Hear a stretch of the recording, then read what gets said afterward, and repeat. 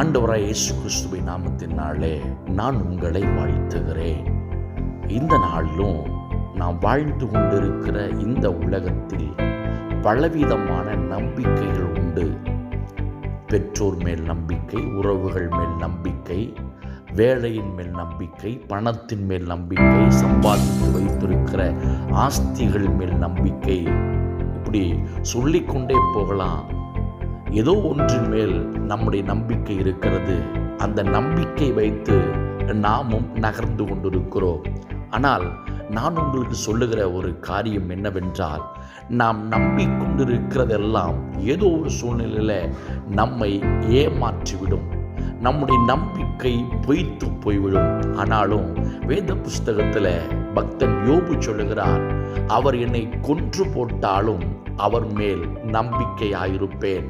ஏனென்றால் அந்த நம்பிக்கை என்னை வெட்கப்படுத்தாது, அந்த நம்பிக்கை என்னை விட்டுவிடாது, அந்த நம்பிக்கை என்னை வாழ வைக்கும் என்ற அந்த அறிக்கையை அவர் அங்கே செய்கிறார்.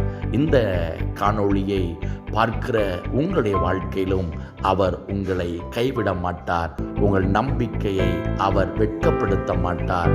நீங்கள் நம்பி இருக்கிறவர் உங்களை நினைத்திருக்கிறார். அவர் உங்களை ஆசீர்வதிப்பார். Praise the Lord.